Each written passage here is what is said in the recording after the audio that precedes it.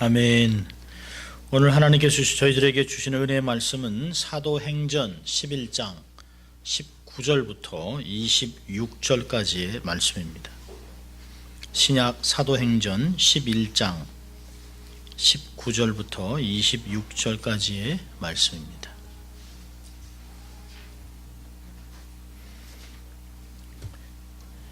하나님의 거룩한 말씀을 봉독해 드릴 때 여러분의 삶과 귀가 은혜를 경험할 수 있기를 바랍니다. 하나님 말씀입니다. 때에 스데반의 일로 일어난 환난을 인하여 흩어진 자들이 베니게와 구브로와 안디옥까지 이르러 도를 유대인에게만 전하는데 그 중에 구브로와 고레네 몇 사람이 안디옥에 이르러 헬라인에게도 말하여 주 예수를 전파하니 주의 손이 그들과 함께 하심에 수도 한 사람이 믿고 주께 돌아오더라. 예루살렘 교회가 이 사람들의 소문을 듣고 바나바를 안디옥까지 보내니 저가 이르러 하나님의 은혜를 보고 기뻐하여 모든 사람에게 굳은 마음으로 주께 붙어 있으라 권하니 바나바는 착한 사람이요 성령과 믿음이 충만한 자라. 이에 큰 무리가 주께 더하더라. 바나바가 사울을 찾으러 다소에 가서 만남에 안디옥에 데리고 와서 둘이 교회에 1년간 모여 있어 큰 무리를 가르쳤고 제자들이 안디옥에서 비로소 그리스도인이라 일컬음을 받게 되었더라. 아멘. 하나님의 말씀이었습니다. 거룩한 주일 예배에 참석한 여러분을 주의 이름으로 환영합니다. 참 잘 오셨습니다. 반갑습니다. 주인님하고도 인사 좀 하실까요? 반갑습니다. 잘 오셨습니다. 큰 은혜 받으세요. 오늘 하나님이 저희들에게 큰 은혜 주실 것을 믿습니다. 우리 한번 또 우리가 외치는 믿음의 모토를 마음에 새기면서 함께 외쳐보면 좋겠습니다. 자, 하나님을 기쁘시게, 사람을 행복하게. 여러분 그런 모습으로 사셨습니까? 우리는 이렇게 살아내야 합니다. 우리를 보면 사람들이 우리를 보면 그냥 기뻐해야 합니다. 우리를 보면 즐거워하고 또 행복해하고 또 행복 바이러스로 하나님을 기쁘시게 하는 삶을 살아야 합니다. 저는 오늘 언약 백성을 향한 하나님의 마음, 하나님의 의도, God's intention for His covenant children, 하나님의 언약의 자녀를 위한 하나님의 의도, 또 어떤 마음을 쭉 살펴보고 있는데 오늘 12번째 말씀입니다. 오늘은 하나님이 우리에게 원하시는 것은 착하게 살아라 라고 하는 것입니다. 착하게 살아라. 착한 성도가 되라 라고 하는 것입니다. 오늘 24절에 중점적인 내용이 있는데요. 바나바는 착한 사람이요. 이 착함의 정의를 성령과 믿음이 충만하다라고 정의를 내려주고 있습니다. 오늘은 착한 사람 이런 주제를 가지고 제목을 가지고 은혜를 나누려고 합니다. 어떤 목사님이 세상의 다양한 사람들을 곤충과 비교한 글이 있었습니다. 의미 있는 글이라고 생각합니다. 글이 이렇게 됩니다. 이 세상에는 거미 같은 사람, 개미 같은 사람, 꿀벌 같은 사람이 있다. 있어서는 안 될 사람, 있으나 마나한 사람, 꼭 필요한 사람을 말합니다. 거미는 좋은 길목에 진득진득한 줄을 쳐놓고 어두운 곳에 숨어있다가 지나가는 파리, 모기, 잠자리, 매미 등 곤충들을 잡아먹는다. 세상에는 거미 같은 인생들이 있다. 살인, 절도, 강도, 강간, 사기범 등. 또 세상에는 개미 같은 인생도 있다. 겨울을 위해 여름에 일하는 제자가 있고 동료 간 협동심도 뛰어나다. 그러나 자기보다 약한 개미를 무참히 죽인다. 개미는 집단 이기주의의 상징이다. 자기들끼리는 협력하지만 다른 것은 용납하지 않는다. 또한 꿀벌이 있다. 꿀벌은 꽃들로부터 자기에게 필요한 꿀을 가진다. 그리고 자기 몸에 꽃가루를 묻혀 열매를 맺게 해준다. 남에게 유익을 주면서 산다. 그리고 이분은 우리는 꿀벌 같은 인생이 되어야 된다라고 하면서 글을 맺히고 있습니다. 우리는 정말 이 외에도 많은 사람들을, 다양한 사람들을 겪으면서 인생을 살아갑니다. 혼자 있다면 고독과 외로움이겠지만 사람과 부딪히면서 행복함도 있고 기쁨도 있고 즐거움도 있고 웃음도 나지만 어떤 때는 자녀를 키우다 부부생활을 하다가 신앙생활하다가 슬픔과 고민과 안타까움, 좌절, 절망, 배신감을 느끼고 살아갈 때가 있습니다. 아주 다양하게 그러니까 다양한 사람들을 통해서 나는 동일한 사람인데 다양한 느낌을 경험하면서 인생이 행복할 때도 있고 인생을 정말 좌절하고 정말 내가 이렇게 살아야 될까? 라고 하는 삶을 살아갑니다. 정말 세상을 보면 전부 못 믿을 사람만 있는 것 같습니다. 우리는 가끔 그렇게 하죠. 사람들이 나 같지 않아. 저는 그걸 얘기 들으면서 아이고 당신 같으면 어떡합니까 세상이. 다 각자 다르게 살아가요. 여러분 손가락 좀 이렇게 한번 해보세요. 5손가락. 5손가락. 자, 손가락 길이가 다 똑같은 사람은 손 들어보세요. 손가락 길이가 다 똑같으면 주먹이 안 나옵니다. 합치니까 주먹이 나오는 것이. 손가락 길이가 다 똑같으면 뭐라 그럴까요 우리는? 병신. 그럴 수가 없다는 거예요. 여러분 우리의 작은 이 손가락도 길이가 다른데 역할이 다른데 사람들은 얼마나 다양하겠습니까? 근데 우리는 늘 생각을 우리 중심으로 생각합니다. 아, 저 사람 때문에. 그러나 사실은 우리가 어떤 사람이 되느냐에 따라 세상은 다르게 느껴질 수 있다는 것이에요. 문제는 다 내게 있다는 것이죠. 김수환 추기경님이 옛날 얘기하신 대로 내 탓이요. 얼마나 성서적인지 몰라요. 주님이 우리를 다 타고 니들 때문에 니 죄 때문에 다 죽어라 그랬다면 우리는 구원이라는 게 없죠. 근데 주님이 다 모든 인생의 죄를 다 자기의 삶에 짊어지시고 십자가를 지셨습니다. 그래서 우리의 모든 사람이 부족함에도 불구하고 구원을 경험하고 살아가는 것입니다. 정말 나쁜 사람만 있었을까요? 우리의 삶에? 그렇지 않아요. 우리의 삶을 끊임없이 격려하고 우리를 축복하고 사랑하고 인도했던 영적인 지도자들이 있습니다. 주일학교 선생님이 있습니다. 학교 선생님이 멘토들이 있습니다.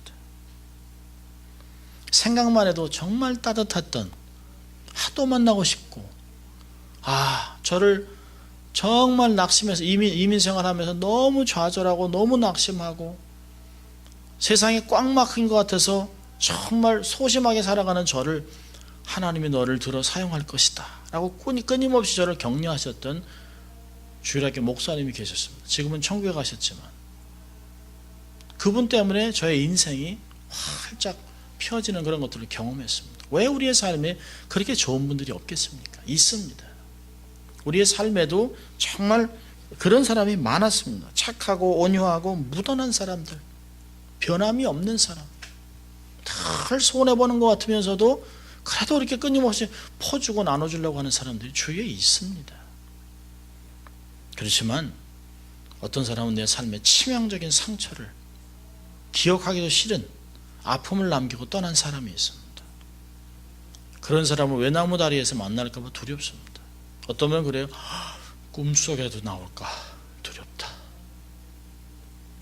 이유 없이 나를 괴롭혔던 사람도 있습니다. 사실 이런 다양한 경험 때문에 사람들은 경직되어 있습니다. 20대 청년들에게 설문조사를 했습니다. 착하고 정직하게 살면 정말 손해볼까요? 이 질문에 75%의 대학생들이 손해본다라고 얘기했습니다.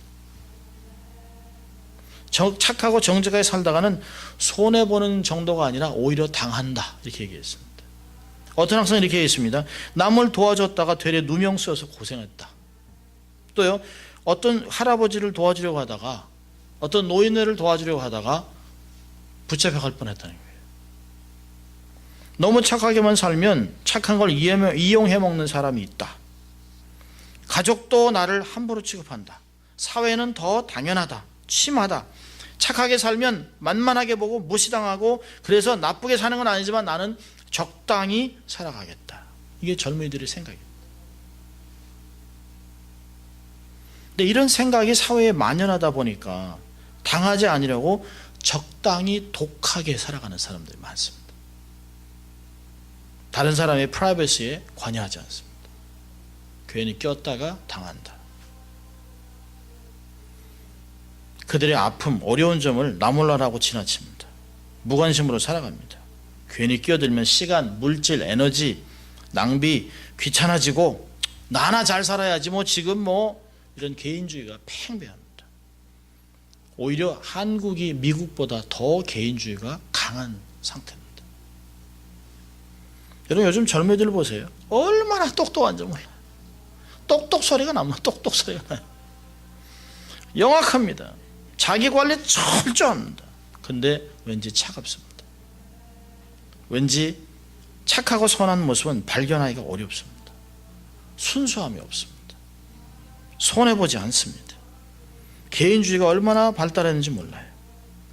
놀라운 것은 성도들도 별다른 게 없다는 거예요. 신앙생활을 오래 했다고 하는 직분자들도 착하고 선한 모습은 찾기가 어렵습니다. 노련함은 있습니다. 교회가 익숙합니다. 행정이나 법은 빠삭합니다.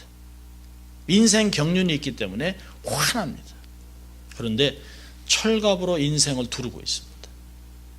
타인이 절대 자기의 삶에 침범하지 못하게 합니다. 적당한 거리를 두고 유지합니다. 속을 내놓지 않습니다. 나누지도 않습니다. 남의 얘기를 듣지도 않습니다. 그리고 그저 평안함을 외칩니다. 평안하시죠? 괜찮죠? 여러분 정말 평안한 사람이 있을까요? 저는 없다고 생각합니다. 오죽했으면 어르신들이 그런 얘기를 했을까요? 옛날 말에 털어서 먼지 안 나는 자 없다. 그건 실수만을 얘기하는 건 아닙니다. 동병상련이라고 하는 말이 왜 그럴까요? 아픈 사람은 아픈 사람을 아는 것이에요. 왜 사람이 아프지 않겠습니까?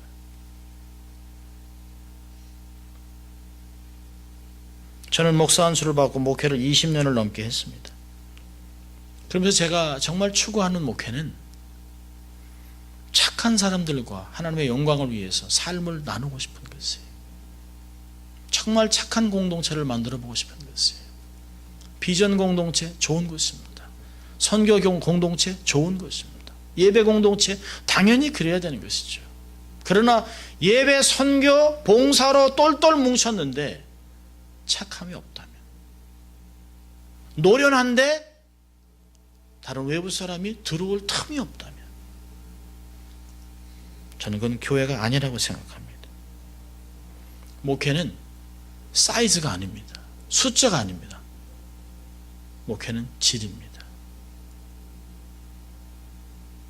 어떤 일을 하느냐가 중요한 것이 아니라 어떤 사람이 되느냐가 중요하다고 저는 생각합니다. 교회나 사회에서도 문제를 일으키는 사람은 착한 사람들이 아닙니다. 세상에서도 보면 소위 똑똑하고 자기 주장에 강하고 고집스럽고 다양한 사람이 있다고 하는 사람들이, 다양한 경험이 있다고 하는 사람, 오래 생활했다는 사람이, 신앙생활을 오래 했다는 사람, 이민생활을 오래 했다고 하는 사람, 이런 사람들이 문제를 일으킵니다. 자기 의견을 확실하게 표현하고 필요하면 수단과 방법을 동원해서 상대방을 쳐내는, 자기 의견을 결국에는 반영하는 그런 사람도 인해서 교회는, 공동체는 몸살을 앓고 있습니다. 저희 목회자들이 모이면 목회자들이 성도들을 헐뜯습니다. 성도들이 모이면 목회자를 헐뜯습니다. 또 나아가서는 성도들끼리 타협하지 않습니다. 교회가 깨지면 원수가 되어버립니다. 왜 그럴까요? 너무 똑똑해서 그런 것이에요. 너무 잘나서 그런 것이에요. 너무 이기주의이기 때문에 그런 것이에요. 나만 생각하는 것이에요. 저는 온유하고 착한 사람들이 교회에서나 사회에서 문제를 일으키는 것을 본 적이 없습니다. 본 적이 없어요. 왜요? 그들은 근본적으로 다툼을 싫어합니다. 그들은 근본적으로 하나님을 신뢰합니다. 그리고 그들은 근본적으로 다른 타인들을 수용하고 섬기기로 결정을 했습니다. 절대 그들이 못나서 그런 것이 아닙니다. 그들이 부족한 것이 아닙니다. 그것이 그들이 하나님이 사용하는 장점을 갖고 있기 때문입니다. 우리가 정말 필요한 사람은 착한 사람들입니다. 여러분, 착한 사람이라 그러면 여러분은 어떤 이미지가 떠오릅니까? 착하다. 야, 저 사람 법 없이도 산다. 야, 부처 가운데 토막. 그렇습니까? 오늘 성경을 보십시오. 우리가 살아가는 삶을 보면 우리는 세상이 이야기하는 착한 수준과는 비교가 안 되는 높은 기준이 있습니다. 오늘 본문을 보세요. 사도행전 11장 24절에 보면 바나바는 착한 사람이요, 그리고 착한 사람의 정의를 딱 두 가지로 내려놓고 있습니다. 성령과 믿음이 충만한 사람. 저는 단언합니다. 하나님이 요구하는 착한 사람은 절대 불신자가 될 수 없습니다. 세상에 하나님을 모르는 자, 영생을 소유하지 않은 자, 신앙이 성숙하지 않은 자가 착한 자가 될 수 없다는 것이에요. 근데 우리는 타협하고 살아갑니다. 이 정도면 착한 거죠. 목사님, 더한 사람인데 이 정도면 착한 사람이에요. 우리는 그 정도의 수준으로 신앙생활을 하고 있는 것이에요. 성경은 착한 사람은 믿음과 성령이 충만한 사람이라고 이야기하고 있습니다. 어떤 분은 가끔 그래요. 우리 남편은 참 사람은 좋은데 교회를 안 나와요. 그게 뭐가 좋은 사람입니까? 악인이지. 그건 착함이 아니에요. 예수 믿지 않는 것을 세상에서 가장 큰 죄라고 이야기합니다. 그러니까 우리가 생각하는 착함은 성경의 수준까지 끌어올라야 되는 것이에요. 그래 쉽게 얘기하면 우리는 우리 힘으로 절대 착한 사람이 될 수 없다는 걸 인정해야 하는 것이에요. 성령과 믿음이 충만하기 전까지 성령의 도움을 받지 않고는 우리가 우리의 삶 전체를 성령님께 인도하지 않으면, 순복하지 않으면 결코 착한 사람이 될 수 없어요. 목사도 마찬가지입니다. 목사가 범죄하고 거짓을 하고 간음을 하고 횡령을 하고 죄를 짓는 이유가 뭘까요? 착하지 않기 때문입니다. 성령에 사로잡히지 않았기 때문입니다. 믿음이 떨어졌기 때문입니다. 하나님을 알고 내세의 약속을 소유한 사람들이라면, 중생을 경험하고 그리스도 안에서 신앙생활을 하면 우리의 생각이 바뀌어야 합니다. 우리가 이야기하는 단어들이 바뀌어야 합니다. 우리의 생각에 사용하는 단어들, 우리의 말의 근원이 말씀의 뿌리를 내리고 있어야 합니다. 그래서 저는 예수 믿는 사람이 음담패설을 한다면 저는 선을 그어버립니다. 있을 수 없는 것이죠. 성경의 의미는 성령과 믿음이 충만한 사람, 오직 성숙한 성도들만이 감당할 수 있는 것이에요. 하나님은 착한 사람을 사용합니다. 마태복음 25장에서도 착하고 충성된 종아, 내가 작은 일에 충성하였으면 큰 일을 맡기겠다 얘기하고 있습니다. 여러분 기억하세요. 충성됨이 먼저가 아닙니다. 착함이 먼저입니다. 내면 세계의 착함이 충성을 만들어내는 것이에요. 내면 세계에 착함이 없으면 맹종을 하는 것이에요. 저는 예수 믿는 집사가 불신자 악인을 도와서 구태타를 일으킨다? 저는 있을 수 없다고 생각합니다. 그건 맹종입니다. 그건 신앙이 아닙니다. 그건 착함을 버렸기 때문입니다. 잘못된 충성, 독재자에게 맹종할 수 없어요. 내면적인 세계에서 성령과 믿음이 충만해야 분별력이 생기고 삶을 투자할 수 있는 것이에요. 그런 사람이 착한 사람입니다. 여러분, 착함의 본질은 뭘까요? 성도들에게 착함의 정의는 하나님과 그분의 말씀에 근거해야 합니다. 착함은 하나님이 선하시기 때문에 그런 것이에요. 마가복음 10장 18절 보니까 하나님 한 분 외에는 선한 이가 없다. 착한 분이 없다. 선함과 착함이라는 단어를 동일하게 사용하고 있습니다. 영어에서는 good 한 단어를 사용하지만 한국말은 착하다, 선하다 이렇게 두 가지 다르게 사용하고 있습니다. 빌립보서 1장 6절에 이 놀라우신 선한 분이 우리 안에서 착한 일을 시작하셨다. 그리스도 날까지 반드시 이룰 것이다 라고 빌립보서 1장 6절은 이야기합니다. 예수님이 자기를 착하다고 얘기했습니다. 나는 선한 목자라. 하나님의 뜻이 선하고 기쁘시고 온전하다라고 로마서 12장 2절은 이야기합니다. 우리가 지난번에도 말씀드렸던 것이 에베소 5장 1절을 보면 하나님을 본받는 자가 되라 라고 얘기하고 있습니다. 하나님의 선함, 하나님의 성품, 여러분 하나님의 능력을 본받으라 얘기하지 않습니다. 하나님의 성품을 본받으면 그 성품을 따라 능력이 흘러 들어온다는 것이에요. 여러분, 우리가 능력을 추구한다면 겸손해야 합니다. 낮아져야 합니다. 그러면 물이 높은 데서 아래로 흐르는 것 같이 하나님의 능력과 하나님의 권세는 우리의 삶에 흘러 들어오게 되어 있습니다. 저는 교만한 자가 하나님의 능력으로 충만한 것을 본 적이 없습니다. 넘어지기 바로 일보 직전입니다. 우리는 착한 일을 위해서 부르심을 받았습니다. 하나님의 동력자가 됐습니다. 여러분, 에베소 5장 8절 한번 볼까요? 에베소서 5장 8절. 우리의 새로운 인생, 빛의 자녀라고 하는 말을 쓰면서 놀라운 말을 하고 있습니다. 에베소서 5장 8절.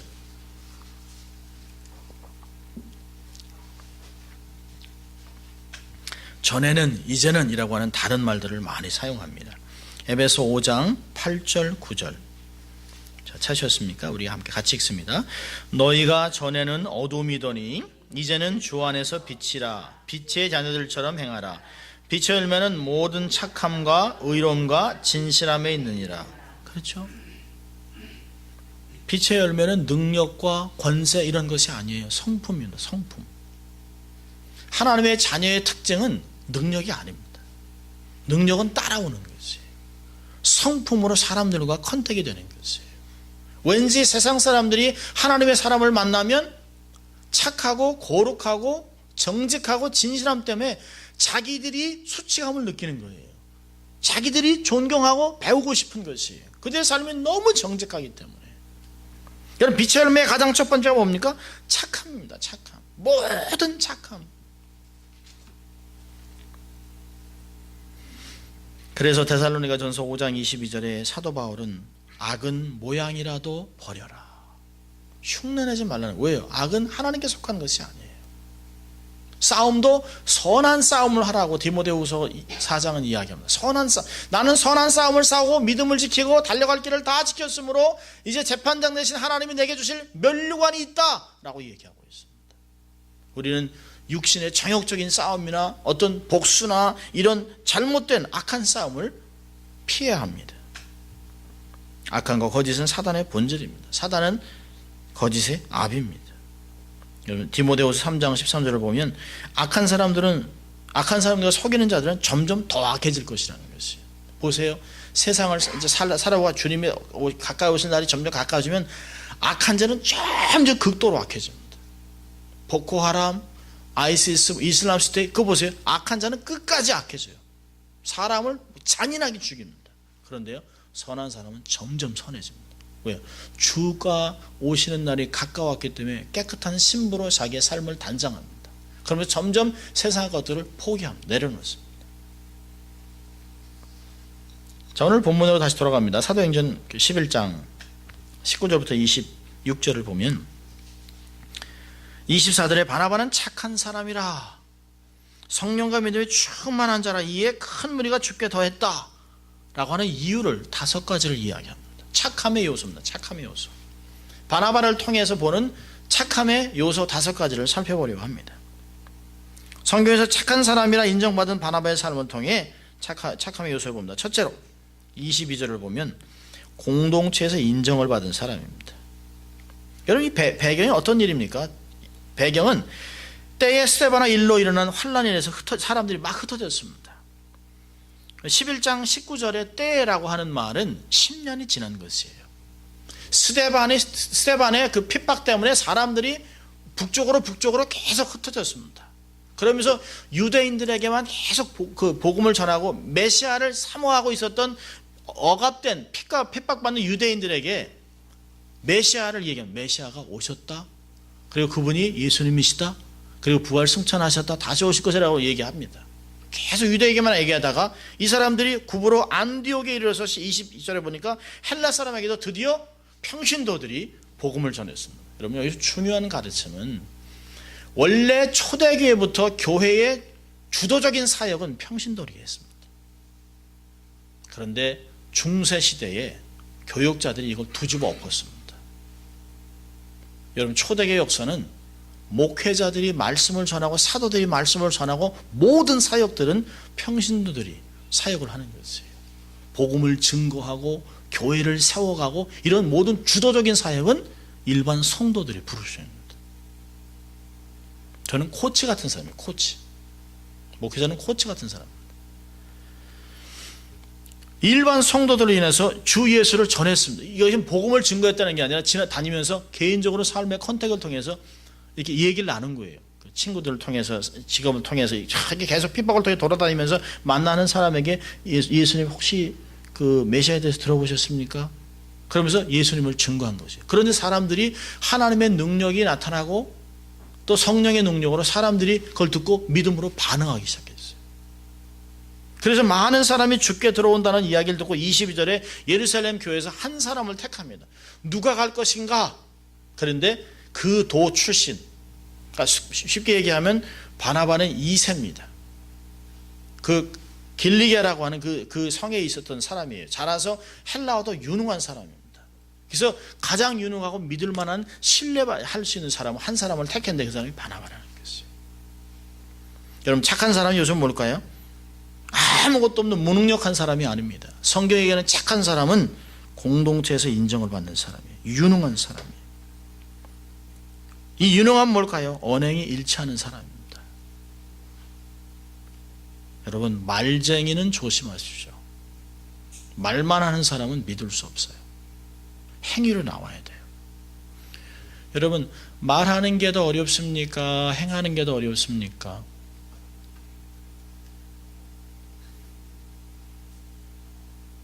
저를 보세요. 바닥 보지 마시고. 여러분, 왜 우리가 말에 실수를 합니까?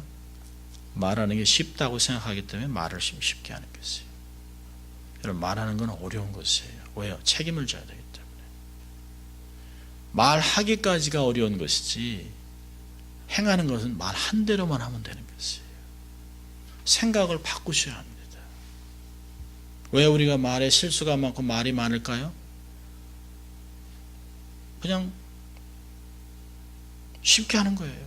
여러분, 말은 쏟아내면 다시 담기가 어렵습니다. 말은 사람을 죽일 수가 있어요. 말은 사람을 무너뜨릴 수 있습니다. 생각하고 또 생각하고. 그래서 왜 야고보서는 듣기는 속히 하고 말하기는 더디하라고 했을까요? 말하기가 어려운 거지. 여러분, 저는 저희 교회의 성도들이 말하기를 어려워하는 사람이 됐으면 좋겠습니다. 생각을 깊이 해서 이 말을 함으로 상대가 어떠한 반응을 할 것인가를 생각하는 깊이가 있는 성도들이 되어야 합니다. 신령한 예배자, 언행이 일치하는 신실함이 있어야 됩니다. 믿음의 공동체에서 그렇게 인정을 받은 바나바를 안디옥에 보내기로 합니다. 자, 두 번째로 착함의 요소는 23절을 보면 저가 이르러 하나님의 은혜를 보았다. 영안이 열려있는 사람입니다. 착한 사람은 영안이 열렸습니다. 하나님의 은혜를 봅니다.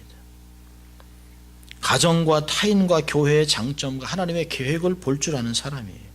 남들은 다 망한다, 안 된다, 문 닫아야 된다, 그만둬라, 부정적인 얘기를 하는데도 하나님의 계획을 보는 것이에요. 하나님의 역사하면 된다. 여러분, 영안이 열려있는 사람을 통해서 사람과 공동체가 세워집니다. 부정적인 말만 하는 사람은 결코 영안이 열려있는 사람이 아닙니다. 안 된다, 현실 감각이 뛰어난 사람, 그것은 신앙이 아니에요. 계산과 숫자에 능한 사람은 그건 믿음이 아닙니다. 여러분, 숫자는 그리 중요한 것이 아니에요. 한 사람이 중요한 것입니다. 한 사람의 변화를 통해 이루실 하나님의 크신 역사, 하나님의 변화, 하나님의 구속사 능력을 절대로 과소평가해서는 안 됩니다. 영안이 열리면 하나님의 역사하시는, 현실을 뛰어넘어서 하나님이 하신 역사들을 보는 것이에요. 현실에만 안주해 있는 사람은 결코 미래를 볼 수 없습니다. 그런 사람은 도전하지 않습니다. 그런 사람은 현재의 숫자가 중요합니다. 그래서 그걸로 계산하는 것이에요. 세 번째로 바나바를 착한 사람으로 했던 것은 23절을 보세요. 23절에 세 가지가 있습니다만 첫째, 하나님의 은혜를 보고, 그 다음 뭐예요? 하나님의 은혜 때문에 기뻐합니다. 영적인 부요함을 인해서 기뻐해요. 하나님의 은혜, 영적인 부요함 것 때문에 기뻐합니다. 여러분, 무엇이 나를 기쁘게 합니까? 차 닦아놓으면 세차하면 기분 좋죠. 세차하고, 직업 얻고 건강하고, 저는 기분 좋은 건 이렇게 빨래하다가 주머니에서 이게 오불 막 이런 게 나오는 거예요. 언제 이걸 넣어놨지? 그래서 꼭 요즘은 꼭 빨래하기 전에 주머니를 다 뒤져봅니다. 뭐 이런 얘기를 들으면서 아마 제 아내가 슬쩍슬쩍 넣어놓을지도 몰라요. 이렇게 쓰라고 이렇게.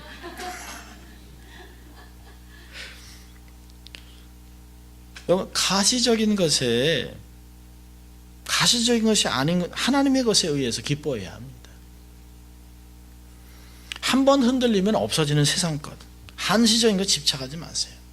그것으로는 기쁨을 얻을 수가 없어요. 세상의 것은 얻으면 얻을수록 마치 소금물을 마시는 것 같아요. 막 갈증이 나고 공허하고 더 많아야 되고, 그리고 집착하는 사람이 얼마나 힘이 드는지 모릅니다. 만족감이 없어요. 나의 구원, 나의 진리, 하나님의 진리, 은혜, 섬길 수 있는 교회, 하나님께 영광 돌릴 생각하면서 막 마음이 흥분되고 기뻐해야 됩니다. 영적으로 기뻐하면 세상의 것이 별로 가치가 없다는 걸 금방 느껴요. 여러분, 세상을 떠나면서 여러분이 가지고 갈 수 있는 게 뭘까요? 가지고 갈 수 있는 것. 사실 우리가 옷을 입혀놓으니까 그렇지 옷도 못 가져갑니다. 옷도 못 가져가요. 우리가 수의라고 입혀주니까 시체가 입히는 거지, 시체가 이게 좀 작네요, 이런 일 없죠. 그렇지 않아요. 내 반지 이러지 않습니다. 하나 못 가져갑니다. 하나. 그런데 그거 못 가져갈 걸 끝까지 집착합니다. 그리고 그 모아놓은 큰 돈 때문에 자식들이 싸웁니다. 저는 가난한 자녀들이 싸우는 거 본 적이 없습니다. 10불 갖고 싸우는 자녀들이 있어요. 유산 10불.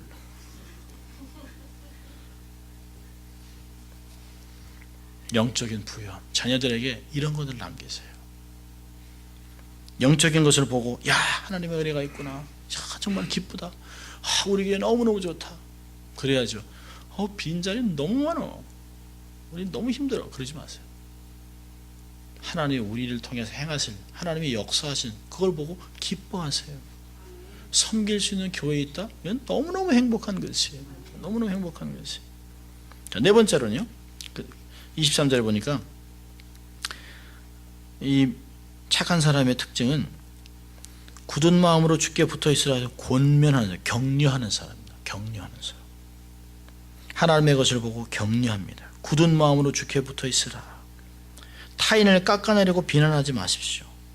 사람을 세우고 위로하는 말을 하세요. 주의 말씀과 은혜로 격려하십시오. 여러분, 여기 바나바가 와서요, 그들을 앉혀놓고 질문하지 않습니다. 이게 진리냐 아니냐, 이제까지 가르쳐온 게 뭐야, 갖고 와봐, 이러지 않습니다. 그들을 뭐라고 합니까?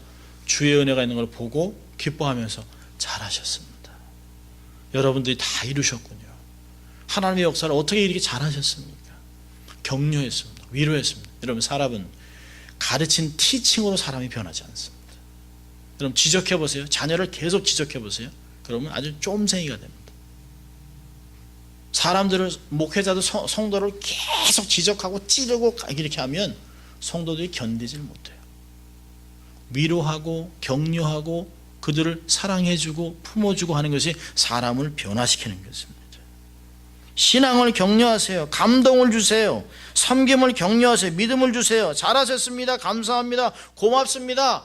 큰 것을 격려하는 것이 아니라 작은 것, 우리 쉽게 무시할 수 있는 것, 그런 것들을 격려하세요. 그런 걸 찾아서 이야기하세요. 하루를 신명나게, 하루를 신나게 만들어주세요. 돈도 안 들어요. 아침에 일어나면, 안 일어나, 너 학교 늦는다, 가지 마라, 학교 가지 마. 너 위해서 가는 거지 더 심한 말도 할 수 있어요. 그래서는 아이들이 변하지 않는다는 거예요. 저는 좀 도가 지나치죠. 그래? 쉬어라, 쉬어. 저 아내랑은 좀 다릅니다. 그래서 이 아들이 가끔 그래요. 오늘 아플 것 같다고 그래요.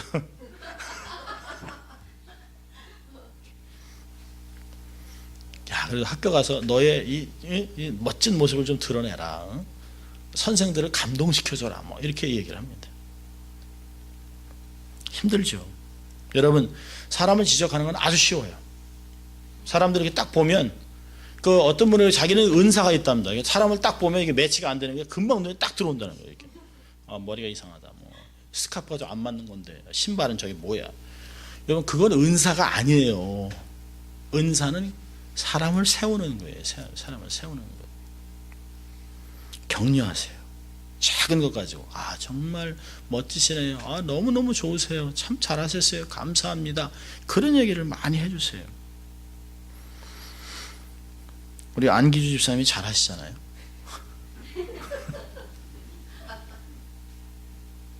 너무너무 잘하고 있어요. 격려. 다섯 번째는요. 다섯 번째로 그 바나바가 착한 사람이라고 하는 것을 25절과 26절에 보면 비전이 있는 사람입니다. 바나바가 안디옥에 와서 가만히 보니까 안디옥에서 무엇이 필요한가를 봤습니다. 많은 무리가 오는데 이제 필요한 것은 이들을 잘 양육하는 것이에요. 이들을 말씀으로 잘 가르쳐야 하는데 이 사람들을 가르치기에는 자기는 부족해요. 그런데 자기가 알고 있는 같은 성 출신, 같은 2세 출신, 같은 헬라어 문화도 너무너무 잘 알고 하나님 말씀의 전문가인 바울을 찾으러 나섭니다. 아, 여기에서는 바울이 최고 적격자라고 생각해요. 바울을 찾아갑니다. 여러분 25절을 보면 바나바가 사울을 찾으러 다소에 가서, 여기 찾으러라고 하는 단어는 어디 사니까 어디 가서 찾았다는 게 아니에요. 여기저기 막 수소문하는 거예요. 어디에 바울이 있을까? 바울은 계속 전도하고 복음을 전하면서 다 움직이잖아요. 다소가 어느 정도 있다, 바울이 어느 정도 있다고 생각해서 계속 찾아다닙니다. 찾아다니다가 결국은 만나요. 만나서 그 사람을 데려오기 위해서 그를 찾는 거예요. 얼마나 시간이 걸렸는지 몰라요. 일손이 부족하고 가장 적합한 사람은 바울인데 하고 바울을 찾아오기 위해서 끝까지 찾아내서 지도자를 데려옵니다. 방문하러 간 것이 아니에요. 찾아내서 데려오게 간 것이에요. 하나님의 사람을 세우는 사람, 지도자를 발굴하는 사람. 우리는 어떤 사람일까요? 조금 잘하면 그런 얘기합니다. 많이 컸네. 여러분, 그게 얼마나 무서운 말인지 알죠? 나보다 탁월한 사람을 찾아내야 합니다. 나보다 탁월한 사역을 할 수 있는 사람을 세워놔야 합니다. 지금은 부족하지만 무한한 가능성이 있는 사람에게 기회를 제공해야 합니다. 여러분, 사람들은 모두 다가 은사가 있습니다. 한두 가지 다 자기가 잘하는 전문적인 은사들이 있어요. 그 은사를 활용할 수 있도록 그들을 격려하고 그들을 세워놓고 해야 합니다. 절대 나 혼자 너무너무 바빠 할 수 없어요. 그거는 리더가 아닙니다. 사람을 세워야 합니다. 바나바는 그리고 13장부터 자기 이름이 사라져요. 바울을 앞세워놓고 자기는 자기 옛 고향으로 돌아갑니다. 왜? 자기 할 일을 한 것이에요.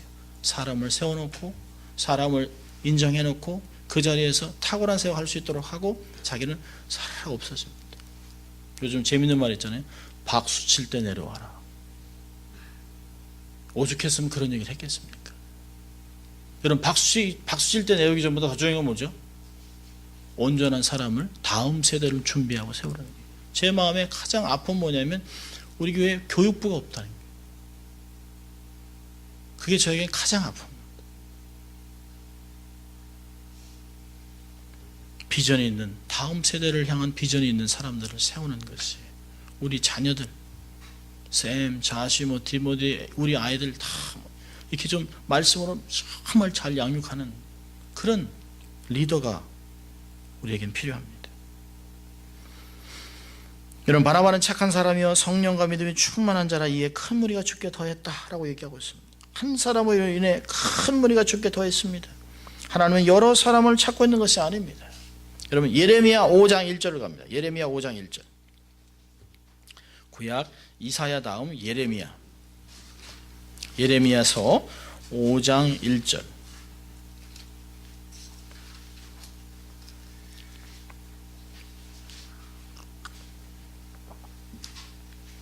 예레미야서 5장 1절. 찾으시면 같이 읽습니다. 너희는 예루살렘 거리로 빨리 왕래하며 그 넓은 거리에서 찾아보고 알라. 너희가 만일 공의를 행하며 진리를 구하는 자를 한 사람이라도 찾으면 내가 이 성을 사하리라. 몇 사람이요? 한 사람. 그 한 사람을 못 찾아서 예루살렘이 멸망합니다. 한 사람을 못 찾았어요. 한 사람을. 여러분, 아직도 이 LA가 소돔과 고모라보다 더 심각한 죄의 구덩이인 이 예루살렘보다 더한 이 LA가 망하지 않는 이유가 뭡니까? 누구 때문에요? 하나님 앞에 서 있는 나 때문에 그런 것입니다. 그러니 우리의 책임이 얼마나 큽니까? 하나님, 내가 이런 사람이 되기를 소원합니다. 나는 부족하고 연약하지만, 나는 코리안이지만, 나는 코리안 아메리칸이지만, 영어도 잘 못하지만, 내가 하나님이 찾는 공의를 행하고 진리를 구하는 한 사람이 되고자 하는 그런 결단이 있다면, 내 가정도, 우리의 공동체도, 이 지역사회도 주님으로부터 보호를 받는다는 것이에요. 한 사람을 찾아야 합니다. 나 때문에 교회가 살아야 합니다. 성령과 믿음이 충만한 삶을 추구해야 합니다. 어떤 큰 사역을 하는 것, 큰 프로젝트를 만들어내는 것보다 더 중요한 것은 내면의 세계를 개발하는 것입니다. 우리 자녀들에게 할 말이 있어요. 너는 위대한 인물이 되라. 성공해라. 그러나 착한 사람이 먼저 되라. 착한 사람이 되라. 최고의 재산입니다. 최고의 재산. 마태복음 5장을 보면 산상수훈을 하고 팔복을 이야기한 후에 빛과 소금의 역할을 얘기합니다. 그리고 16절에 이렇게 얘기합니다. 이같이 너희 빛을 사람 앞에 비추게 하여 저희로 너희의 착한 행실을 보고 하늘에 계신 너희 아버지께 영광을 돌리게 하라. 이 착한 행실은 뭘까요? 빛과 소금은 희생입니다. 사명을 감당하는 것이. 베드로전서 2장 11절과 12절에도 나그네와 행인 같은 사람을 권면하면서 얘기합니다. 너의 선한 일을 보고 너희를 악하다고 비방하는 자들로 하여금 너희 선한 일을 보고 권고하는 날에 하나님께 영광을 돌리게 하라. 그게 뭘까요? 착한 사람은 미래지향적입니다. 주님이 오시면 모든 것이 답이 나온다라고 알기 때문에 현실의 안타까움을 참아내는 것이. 나는 선한 일만 했는데 나를 욕해요. 참아내는 거예요. 근데 그렇게 비방하던 사람이 주의 재림하는 그 순간, 아, 예수님 때문에 저랬구나. 정말 저 사람들이 우리한테 맞고 욕을 먹으면서도 얘기했던 주님의 재림이 정말 왔네. 그걸 알아내는 것이에요. 그 주님이 찾아오시는 재림하는 권고하는 날에 하나님께 영광을 돌리게 된다는 것이죠. 조금 희생하십시오. 조금 더 참으세요. 조금 더 나누세요. 그리고 영적인 것을 가지고 기뻐하세요. 결코 잃어버릴 수 없는 구원, 하나님이 교회를 통해 행하실 놀라운 일들, 우리의 자녀들을 통해 하나님이 이루실 놀라운 계획, 그리고 격려하세요. 잘하셨어요. 너무너무 좋아요. 집사님 때문에 감사합니다. 격려하십시오. 절대로 세상 것을 흉내내지 마세요. 세상을 따라가지 마세요. 정직하고 착하게 살아내십시오. 그리고 비전을 갖고 리더를 세워야 합니다.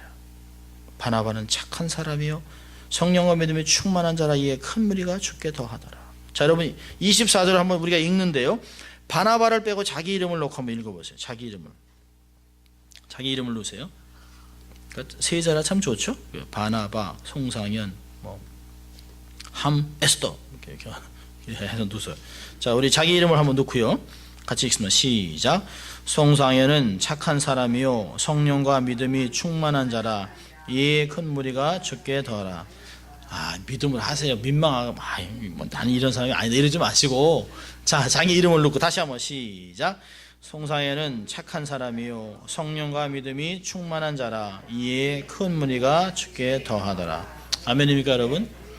그렇게 착한 사람이 되면 나 하나 때문에 하나님의 교회가 건강해집니다. 가정이 건강해집니다. 사회가 복을 경험할 것입니다.